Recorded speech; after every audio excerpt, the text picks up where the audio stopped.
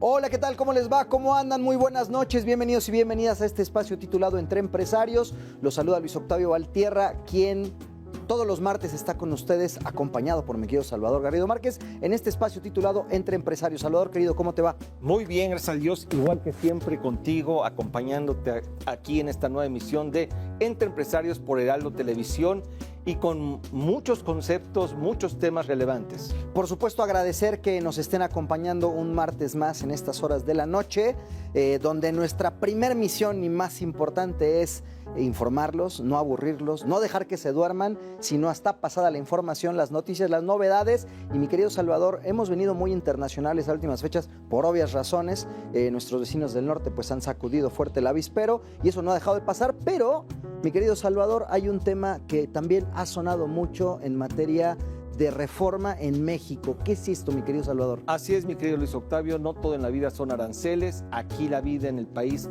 continúa y uno de los temas relevantes que impacta o puede tener impacto en los negocios es el relacionado con la reforma judicial que sigue avanzando y de la cual hoy te vamos a dar explicación de cómo están las cosas y para ello nos acompaña un par de grandes invitados. Así es, querido, así es, querida, y como siempre nuestra producción prepara una cápsula para verlos. ¿Cuándo, Salvador?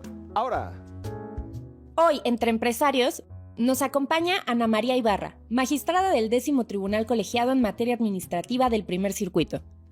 Ana María fue secretaria proyectista en la Suprema Corte de Justicia de la Nación por más de 10 años, en los cuales elaboró sentencias relevantes en las que destacan el derecho al aborto, derecho al uso recreativo de la marihuana y el primer caso de derecho de responsabilidad civil. También fue directora general del Centro de Estudios Constitucionales de la Corte Suprema, publicando más de 80 obras y realizando múltiples seminarios con participaciones de todo el mundo. También nos acompaña Adalberto Ramos, abogado por la Escuela Libre de Derecho en la Ciudad de México. Además cuenta con una maestría en impuestos internacionales por Vienna University of Economics and Business Administration. Actualmente es socio legal fiscal en Garrido Licona y cuenta con más de 18 años de experiencia especializándose en la práctica de litigio y controversia fiscal, asesorando empresas en procesos de auditorías en materia de impuestos nacionales e internacionales, trámites de devoluciones de impuestos, así como en diversos medios de defensa legales. Vamos a platicar con nuestros invitados. Así es, queridos y queridas, ya lo vieron y ahora los tienen aquí presentes. Ana María Ibarra, Adalberto Ramos Huerta, ¿cómo están? Bienvenidos. Muy buenas noches. Ana María, qué gusto. Ana María, querida, ¿cómo estás? Alberto. Bienvenida. Buenas noches y bienvenidos. Por favor. Mi querido Alberto, ¿cómo andas? ¿Todo bien? Muy bien. Un gusto verte. Por favor, nuevamente. Alberto. Gracias. Bueno, pues primero y principal, muchas gracias por acompañarnos. Sabemos que la agenda de ambos es muy apretada, por lo cual profundamente les extendemos este agradecimiento. Y bueno, pues ya lo vieron en la cápsula, ya lo dijimos también en la introducción. La reforma judicial no deja de ser tema, estimada Ana María, Adalberto, Salvador, queridos y queridas allá en casa. Pero antes de que le encajemos el diente a este tema, mi querida Ana María, nos gustaría que nos platiques un poco sobre tu carrera profesional, porque al final del día, bueno, hoy no nos es ajeno el mes donde, no quisiera decir exclusivamente celebramos, sino reconocemos, destacamos y no perdemos del radar la figura y en este caso el papel tan relevante que tienen las mujeres en el entorno no solo de México, sino del mundo. Y por eso doblemente agradecemos que estés con nosotros y doblemente queremos explotar, bien entendido, el que nos estés acompañando el día de hoy como un referente para las mexicanas que nos están viendo y bueno, y después toda la materia que te precede. Así que cuéntanos un poco de ti, por favor. No, pues primero, buenas noches, qué gusto estar hoy con ustedes, gracias por la invitación, es un honor estar aquí en este programa Entre Empresarios. Gracias. Y bueno, sí, es un tema que no va a dejar de ser tema, la reforma judicial, porque digamos está en proceso, ¿no? Y el próximo 1 de junio, pues vamos a elegir por primera vez los ciudadanos qué jueces queremos y qué jueces necesitamos. De acuerdo. Me preguntaba sobre mí. Bueno, yo, Ana María Ibarra Holguín, a sus órdenes.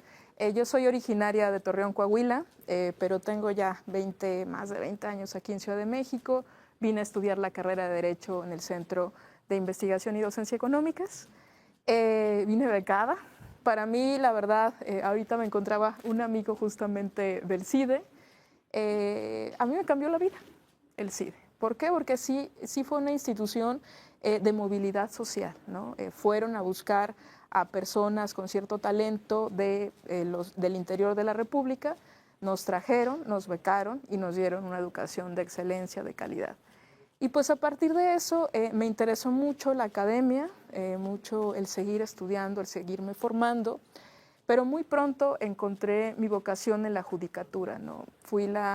Me da orgullo decirlo y por eso lo voy a decir, fui la secretaria más joven en la historia de la Corte, ¿no? En esos años, yo entré de 25 años a la Corte, pues mis pares, los secretarios proyectistas, que son quienes al final redactan la sentencia, ¿no? Los ministros las aprueban, las discuten, pero los proyectistas somos quienes, o éramos quienes, redactamos estas propuestas.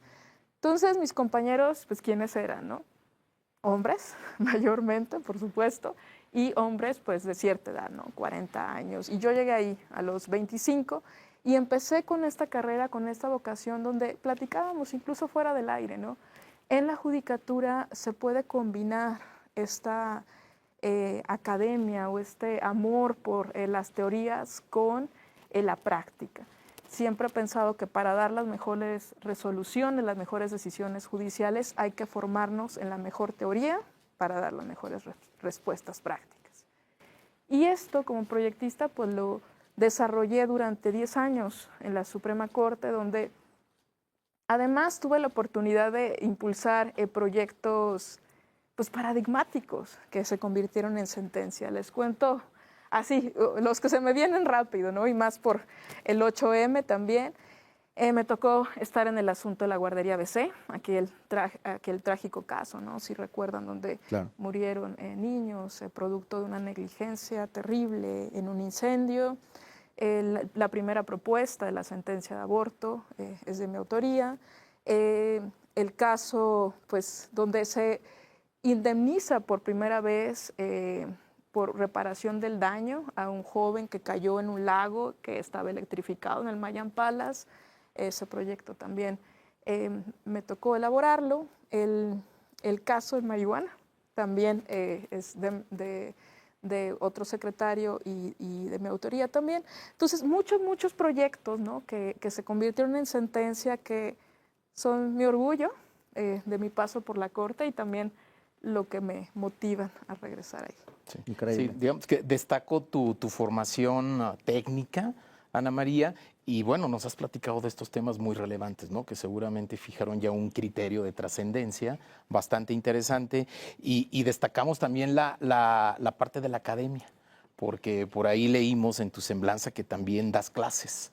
Entonces creo que esa dupla, ¿no? Entre una formación de carrera judicial, que ya llevas varios años ahí, un largo trayecto, con dar clases, pues es una experiencia muy interesante para ti, ¿no? Tanto carrera judicial como dar clases, ¿no? ¿Cómo concilias esas dos actividades en tu tiempo que requieren, ¿no? mucho tiempo, ¿no? Invertido en eso?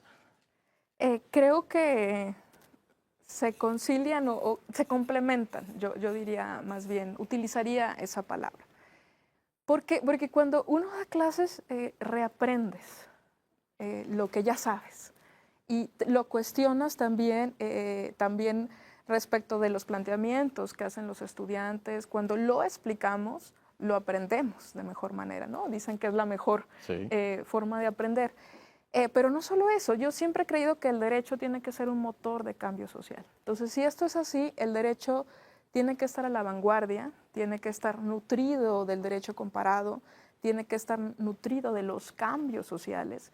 ¿Y quién trae el pulso mejor de los cambios si no son los jóvenes, ¿no? Los jóvenes vienen con nuevos cuestionamientos, con nuevos valores, con nuevas tecnologías, que desde luego impactan profundamente al derecho y por tanto también a la resolución de los temas, ¿no? A cómo dictar una sentencia, cómo hacer justicia.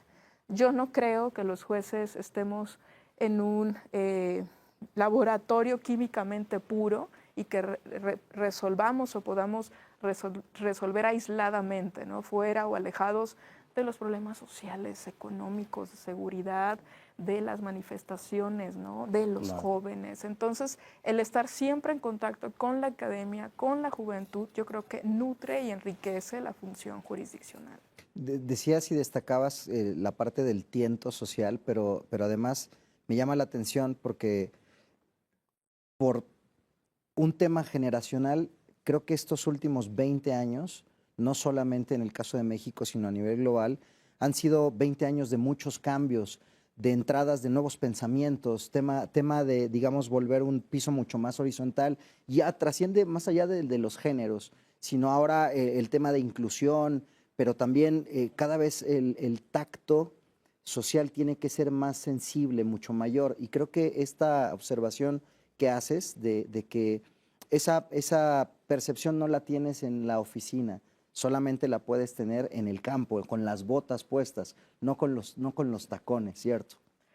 Totalmente. Y creo que, bueno, ya entrando un poco al tema de la reforma judicial, creo que eso genera esta reforma de gran calado. ¿Qué es lo que había ocurrido? El Poder Judicial se fue convirtiendo en un órgano elitista, cerrado, al que solo podían entrar o escalar los propios integrantes del Poder Judicial a través de lo que se le llama carrera judicial, ¿no? La carrera judicial es, digamos, un sistema para ir subiendo en los cargos o en las posiciones del Poder Judicial a través de exámenes de oposición y entrevistas. Esto tiene una cosa positiva. La cosa positiva es que quien va escalando pues tiene ciertas habilidades técnicas, pero también tiene un lado negativo. ¿Cuál es este? Pues que somos los mismos, ¿no? Los que van escalando, los que van subiendo, y que se van privilegiando las mismas capacidades y las mismas habilidades. Y estos exámenes lo que procuraban era la memorización, como si el derecho fuera algo estático o algo automático, autómata. Si fuera así, pues ya que nos suplante la inteligencia artificial a los juzgadores, ¿no? Y no es así. El derecho, como bien has mencionado, está vivo y se nutre pues de muchas fuerzas, se nutre de la realidad. No puede ser de otra manera. No podemos, si no encontramos en los libros de texto, en los códigos, las respuestas a todos los problemas. La realidad es muy compleja. ¿Cómo vamos a pretender que le vamos a dar de respuesta con abrir el código fiscal, código familiar y encontrar ahí las soluciones? Sí. No, necesitamos de otras cualidades. Claro, ¿no? Y que justo, ¿no? Dices, ese es un cambio, ¿no? Relevante con la reforma judicial, donde tú platicas que antes había un sistema, una carrera judicial, donde se accedía a ciertos puestos con pues, exámenes de oposición, etcétera. Y ahora, pues, entendemos que hay comités de evaluación, ¿verdad? Que justo revisan perfiles, idoneidad de los candidatos. Tú ya nos estuviste platicando, pues, de tu perfil, que nos parece bastante interesante. Estuviste en la Suprema Corte, nos platicabas, ¿no? Como secretaria de Estudio y Cuenta, o sea, elaborabas sentencias. Entonces tú eres una técnica, conoces el derecho, dictas sentencias y después de ahí hubo un paso, entiendo que también como magistrada, que por ahí te desempeñas como magistrada de un tribunal colegiado. ¿Cómo fue esa experiencia, ese paso entre secretaria proyectista de Estudio y Cuenta en la Suprema Corte, ahora ser magistrada en un tribunal colegiado? Son formas de trabajar distinto, aunque sea Poder Judicial. Claro, totalmente. Primero, porque soy titular, ¿no? Sí. ¿Qué significa esto? Que yo decido. Sí. Entonces, una cosa es, primero, pues sí, presentar, hacer toda tu investigación, leer, entender muy bien el expediente, después de eso hacer una propuesta, platicarla con tu jefe o jefa, ¿no? Como titular, ya como magistrada, pues la responsabilidad es mucho mayor. No solo es una responsabilidad técnica o artesanal, sino es la toma de la decisión. Y la toma de la decisión, además, consensada con otros dos magistrados, que, bueno, aquí también para introducir el tema de género, que en el anterior sistema, en el caso de magistrada, solo habemos el 12% de mujeres. O sea, 12% sí. Solo somos mujeres, todos los demás son hombres. Y hombres también de cierta edad, digamos, esto yo todo el tiempo aprendo de mis compañeros, pero lo mismo, ¿no? Lo que venía diciendo. Un sistema que iba repitiendo, arrastrando prácticas también machistas, muy machistas. La judicatura es un espacio de hombres. Y entonces la justicia se había vuelto una justicia así, donde se había excluido a las mujeres. Se nos ha excluido.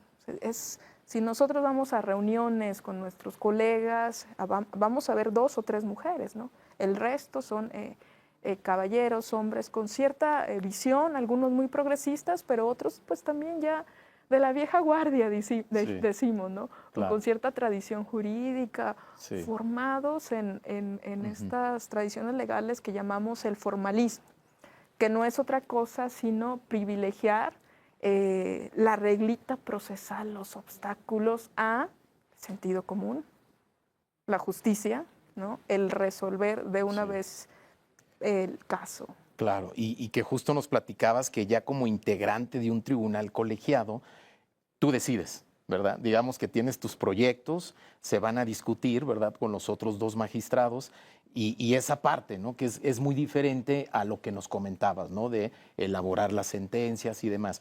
¿Cómo te sientes en esa parte? O sea, como una titular que toma la decisión, que dicta sentencias, porque además un tribunal colegiado, pues ya es, en muchos casos ya es la última instancia. Bueno, por lo general, regla general, ya es la última instancia, tanto en temas de legalidad, en temas también de constitucionalidad. Entonces, pues la función que tienes es muy importante, ¿no? Como ser quien toma la decisión.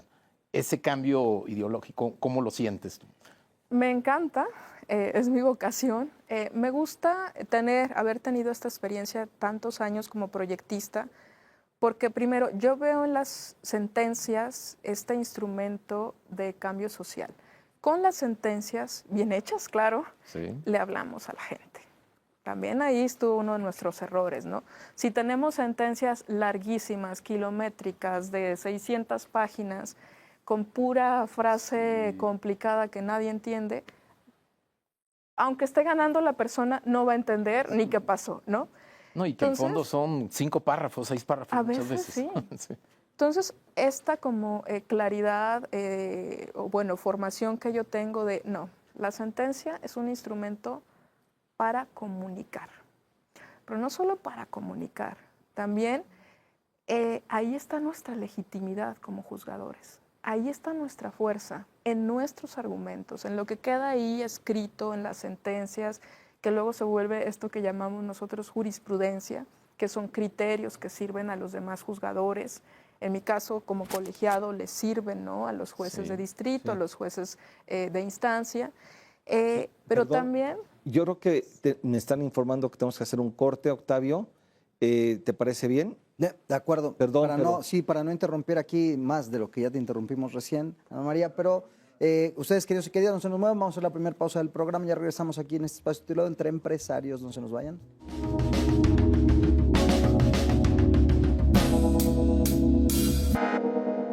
Asesórate. Asesórate. Asesórate. Asesórate. Asesórate. Asesórate. Asesórate. Asesórate. Asesórate. Asesórate.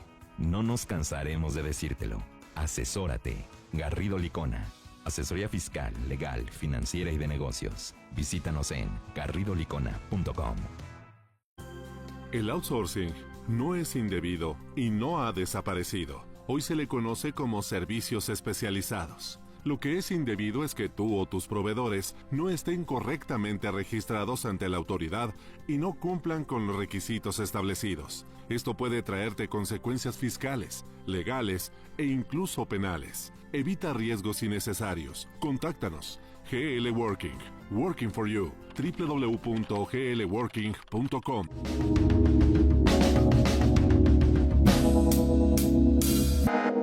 Bienvenidos y bienvenidas de vuelta a Entre Empresarios. El día de hoy nos acompaña Ana María Ibarra, magistrada presidenta del 10º Tribunal colegiado, exactamente, administrativo, en materia administrativa, exactamente. Quien, bueno, en el bloque anterior nos estabas dando una breve semblanza de tu entrada también pues, a esta parte de el tema judicial. Y hablando de temas judiciales, en el bloque anterior también hablamos de la reforma judicial. Y bueno, nos interesa mucho saber, porque pues es materia fresca, es materia de noticia, ¿Dónde estamos parados? O sea, ¿cuál fue el proceso? ¿Cuál es el proceso? ¿Y qué se viene en tema de la reforma judicial, mi querida Ana María? No, claro que sí. Debe ser un tema del que estemos hablando todos. ¿Por qué? Porque el 1 de junio lo que se juega nada más y nada menos es la justicia en México. ¿Y por qué? Voy a explicar un poco. Lo que teníamos antes era un sistema de carrera judicial en el que para poder ir avanzando en los escaños, el Poder Judicial es muy vertical, ¿no? Hasta arriba tenemos a la Suprema Corte, luego los tribunales colegiados, los jueces de distrito. Que normalmente el sistema federal revisa, por decirlo de forma muy sencilla, lo que hacen los jueces locales, más o menos. Y para ir subiendo estos escaños se tenían que hacer una serie de exámenes y entrevistas. Esto, como mencionaba, tenía ventajas, pero también se fue haciendo un poder muy endogámico, muy cerrado, muy aislado, muy elitista, ¿no? Esto implica o demanda una reforma que se concreta el año pasado, es una reforma constitucional en la que se determina que ahora los jueces y juezas de este país, todos, tienen que ser electos popularmente. Es decir, tú, ustedes, yo, vamos a decidir el 1 de junio quiénes van a ser nuestros próximos juzgadores, y ministros y magistrados, ¿no? Todo se va a renovar el Poder Judicial, casi por completo. ¿Cómo? ¿De qué manera es esta renovación, no? Y justo, bueno, estamos en este programa que se denomina Entre Empresarios. Creo que la reforma judicial generó mucha zozobra, mucha incertidumbre.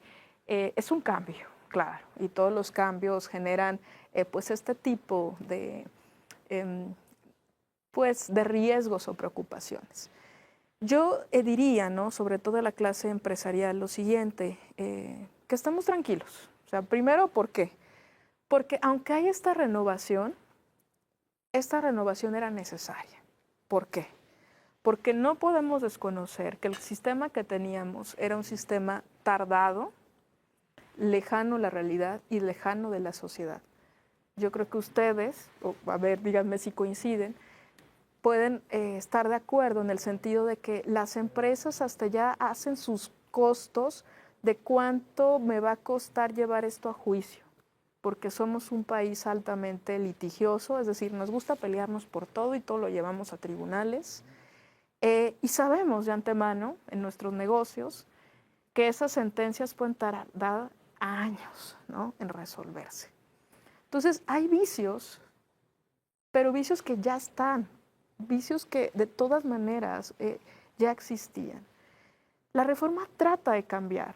No sé si de la mejor manera, eso está por verse, pero trata de darnos una sacudida al sistema, una sacudida que en mi opinión era necesaria. ¿Qué es lo que viene ahora? Se crea un sistema que yo lo denomino más bien híbrido y democrático.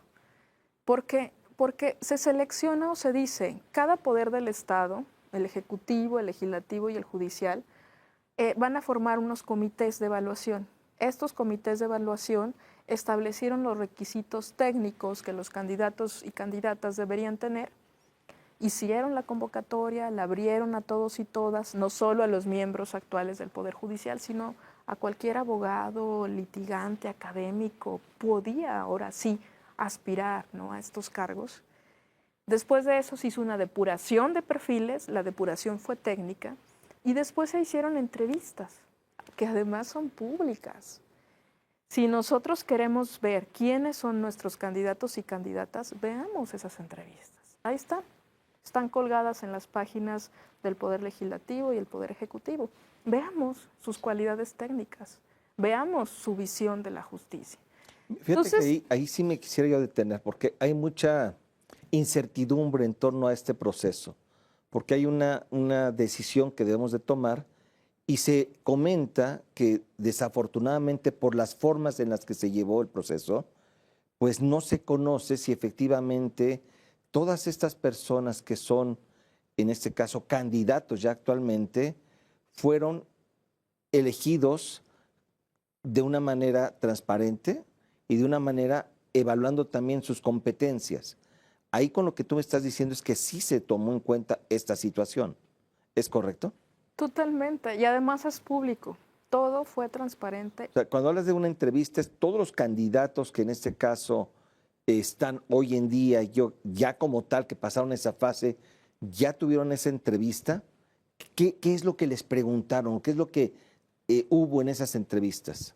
Yo vi varias porque soy metiche y porque me gusta Sí. pues No, evaluar es a que las eso no se personas, ¿no? conoce. Y los Eso es invitaría a justo- que hicieran ese lo es el mismo. objetivo de esto, porque hay mucha incertidumbre y qué mejor que alguien que vivió ese proceso explique que no fue un proceso pues nada más a la y se va, sino que hay un detalle de profundidad. A ver, ¿cómo fueron esas entrevistas?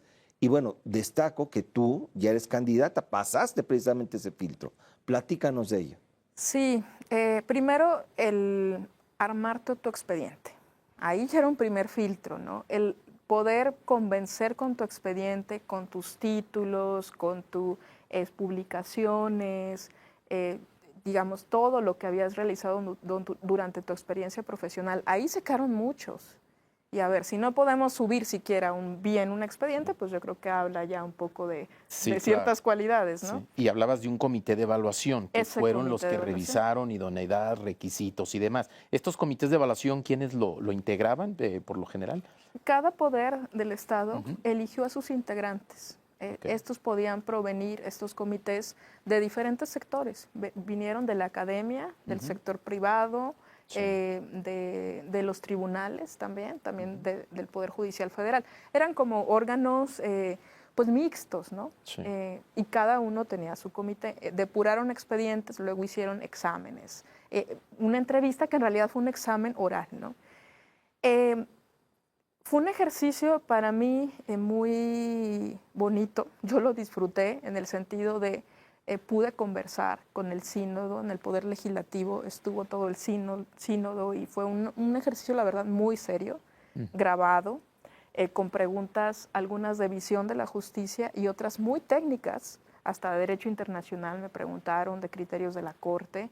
Y luego te digo, vi otras entrevistas porque todas están publicadas, las podemos acceder y las podemos revisar.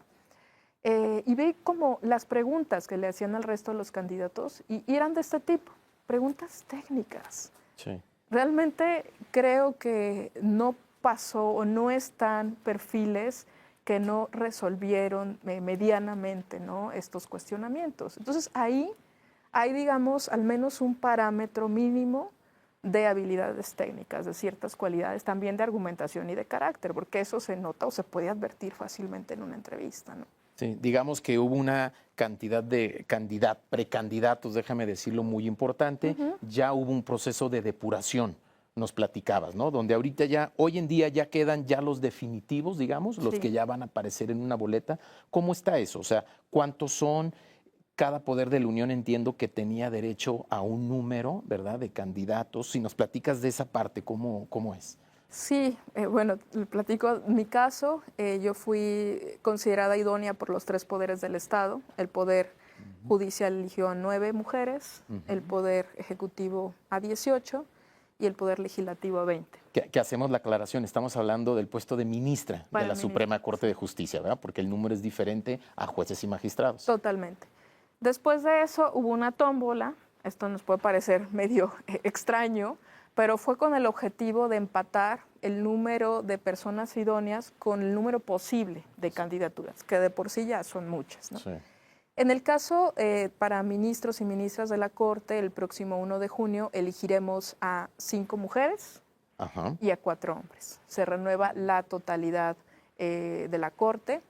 Y bueno, cada poder pudo postular hasta 3 candidaturas por cargo.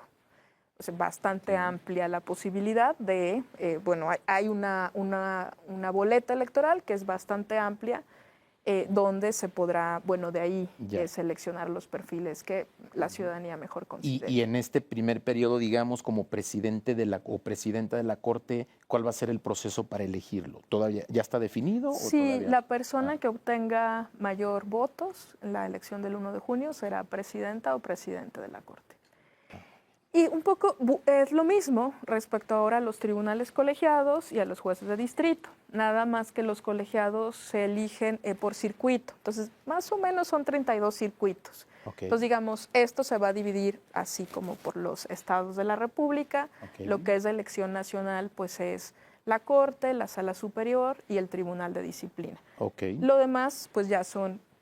para ponerlo en términos sencillos, por estado, ¿no? Se elegirán magistrados del estado, del circuito y jueces también. Sí. Aquí nada más para tratar de poner en contexto, ¿cuántos candidatos tenemos a lo que es la Suprema Corte de Justicia? ¿Cuántos candidatos y cuántos van a quedar como ministros ya de la Suprema Corte de Justicia?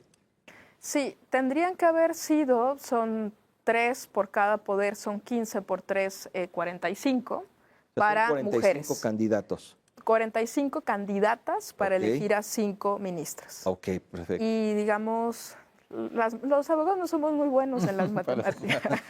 3 por candidato por 4, que son 27 para hombres, pero como hubimos personas que somos postuladas por más de un poder, se reduce, ¿no?, el número de candidaturas. Entonces, más o menos vamos a elegir de 25 personas, vamos a elegir a 5 ministras y un poco lo mismo a 4 ministros. Pues digamos que son aproximadamente 25 candidatos los que van a aparecer en las boletas, y de esos 25, los ciudadanos tenemos derecho a elegir a...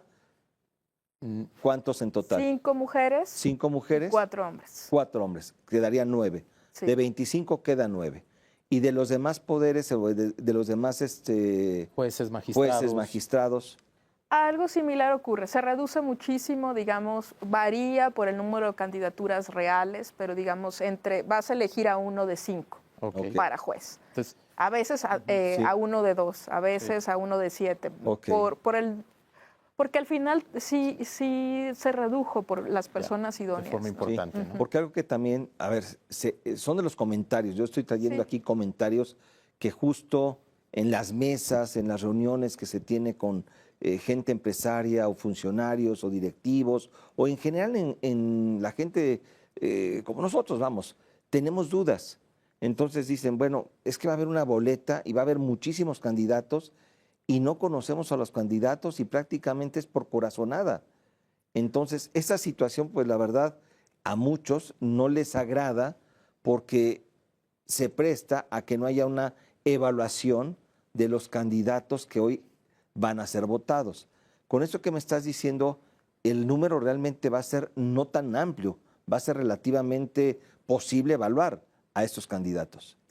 Sí, bueno, primero una aclaración. Esta explicación que estoy dando, pues es en este ejercicio, ¿no?, de explicar a la ciudadanía de pues, la importancia del 1 de junio y de más o menos explicar, digamos, con fines meramente pedagógicos.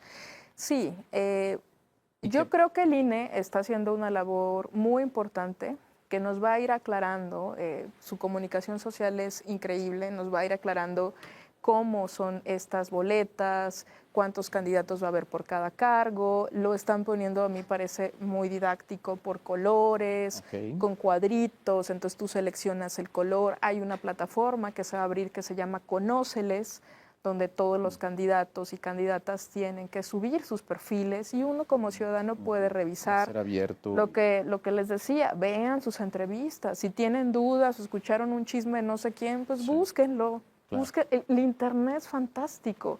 Ahí encontramos gran información con la que podemos tomar decisiones. Y digo, si no nos gusta informarnos, si no queremos participar y queremos que todo nos lo den masticadito y en la boca, eso ya es otra cosa, ¿no? Que digamos va a haber un plazo, ¿no? Va a haber, entiendo, 60 días para también darse a conocer, ¿verdad? Para que puedan conocer el perfil de los candidatos y demás. Porque entendemos que al día de hoy, pues ya nos platicabas, el INE ya tiene los listados definitivos de quienes van a aparecer en las boletas. Así es. Ahorita se está entonces trabajando para iniciar una campaña, entiendo, ¿no? ¿Qué es el siguiente paso? Sí, las campañas inician el 30 de marzo y cierran un par de días antes de la elección, 1 de junio. Habrá 2 meses para pues estar escuchando a las personas candidatas, ver sus perfiles, ver qué visión de la justicia tienen. Es lo que yo Pues repito, ¿no? Este 1 de junio se juega la justicia en México y los ciudadanos podremos decidir qué jueces queremos y qué jueces necesitamos. Digamos que en este periodo de los 60 días, un ciudadano común para conocer perfiles y demás, ¿cómo lo vamos a hacer? Principalmente se va a publicar la información, dices en internet y demás para conocer perfil, y ustedes también van a ser objeto de entrevistas, o cómo va ustedes, qué participación, cómo vamos el ciudadano común a conocer su perfil. Redes sociales. Redes sociales, sitios web donde estén los candidatos. Ok. Yo lo que digo es esto, investiguen a los Sí. candidatos y candidatas, ¿no? Su trayectoria, si estuvieron en el Poder Judicial, sus sentencias, sus proyectos de sentencia.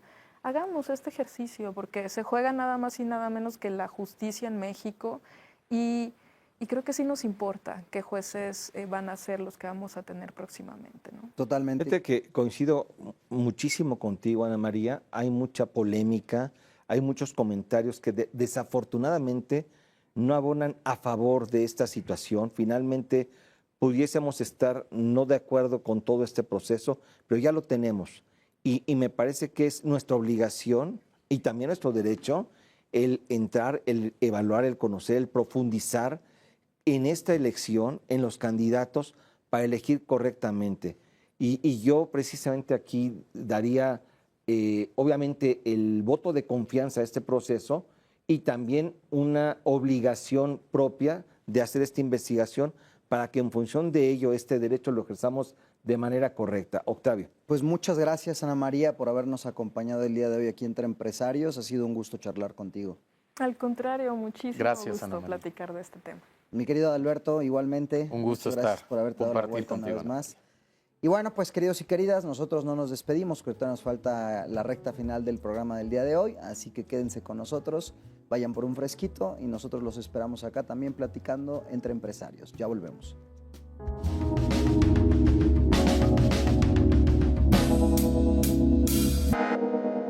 Asesórate. Asesórate. Asesórate. Asesórate. Asesórate.